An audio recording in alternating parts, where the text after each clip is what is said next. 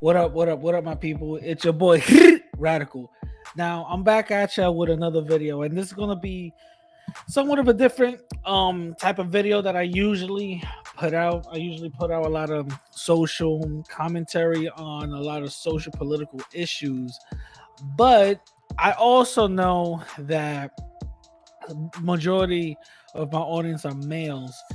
I also know that as men moving out here in the social media space, in the space of reality, in this real world, that men do face a lot of trials and tribulations that we often do keep silent about. We often do put everything in and don't really say too much about it. I fall victim to that as well. Like, I don't like to talk too much about my inner thoughts or my inner feelings. You know what I'm saying? Especially when it comes to something very personal. I like to bottle that in and only confide with people that I actually know, truly know, and actually have a rapport with. You know what I'm saying? So with that being said, this book comes around.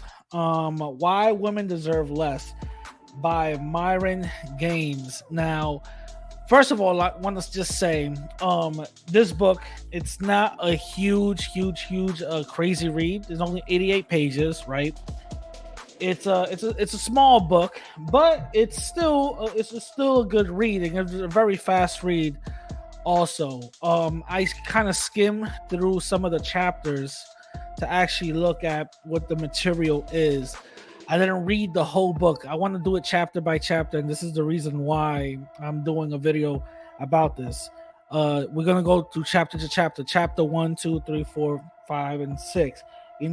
So far, based on the glossary and the table of contents, there are 9 chapters. So you're gonna get 9 videos, and some of these chapters are very short. Like chapter 1 is extremely short.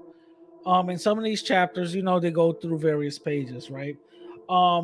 So I just want to, first of all, want to give a huge shout out to Fresh and Fit and Myron Gaines for coming up with a book like this.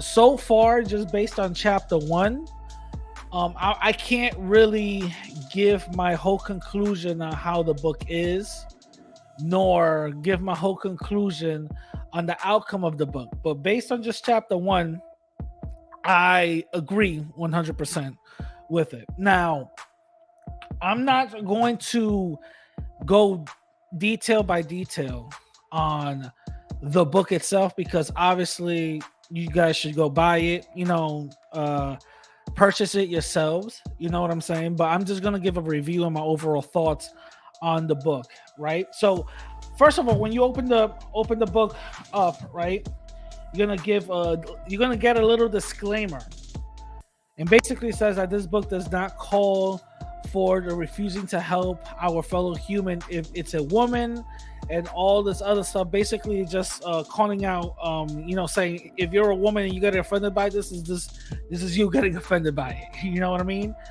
Then you turn the page, it gives you the table of context and the acknowledgements, and the acknowledgements is just a bunch of shout outs to basically Fresh, Roll Tomasi, Sneeko, Devin Sharp, so on and so forth. I even see Andrew and Tristan Tate here, Alpha Male Strategies, Brandon Carter, so on and so forth. So, it gives somewhat of a gives a shout out to all the people that I think might inspired Myron, maybe might inspired him doing this book. I really don't know who might inspire him, but so far, okay, it's all right, cool. The acknowledgement, you know what I'm saying? So chapter 1 pretty much is called What You're Up Against, right? And all chapter 1 is just basically a quote taken from a book named Game: How to Meet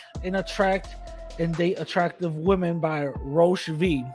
And by the way, I don't know who Roche V is, but a quick internet search, I found out that there's a couple of people who don't want him in the country, and there's a group of Canadian boxing women the have a open challenge to box him, which tells me that either what he's saying is true or what he's saying is rattling all the right cages. But neither here nor there, I don't know. But pretty much it's chapter 1 is just a whole insert of what that book basically says. And chapter 1, let's be honest, if you guys listen to the Fresh and Fit podcast, you guys already probably heard this whole thing. So chapter 1 is pretty much talking about how modern day women are getting multiple they're getting attention on a daily when it comes to the advent of the internet.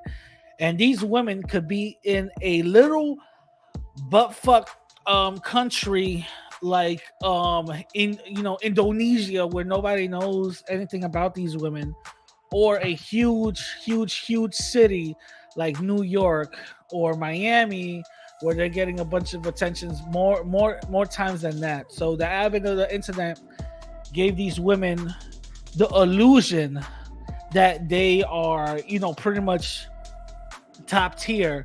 And because of that, unwanted attention gives this overinflated sense of value that these women are not going to be walking around thinking that, okay, they deserve these type of men, even though they might never even meet these type of men. And when they do, they might just be used for recreational use only. So they think that this attention equals value, when in reality it doesn't. So that's basically what it says. Now, I'm going to just say I 100% agree with that, because you have seen that type of delusion coming from modern day women. I have seen that because of Instagram, Twitter, and now OnlyFans.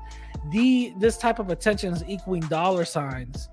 And equaling dollar signs, now these women are walking around with a sense of value that they think that they have, when in reality, no, you can't really equate that. You know what I'm saying? You really can't equate that. Now, the only thing that I somewhat disagree with is, again, even though it's an exception, it doesn't break the rule. But I know that not all women are going to fall into this category, because they're not going to just walk around with a high sense of value just because they're getting 100 likes on Instagram or whatever the case is. There are some women who are going to fall into that, but not all women are going to fall into that. You know what I'm saying? But the thing is, it does open up your eyes to modern day women and how they think nowadays. It does open up your eyes to the overall scheme of things when it comes to modern day women and how they are perceiving these modern times when it comes to men. And it pretty much, kind of breaks the fallacy of certain men that they have when it comes to, well, I'm from America, so they're going to treat me different because they've never been, not knowing that these women already been talking to American men online and been getting paid or whatever the case is to do X, Y, and Z. You know what I'm saying? So that right there sheds a huge light on it. You know what I mean?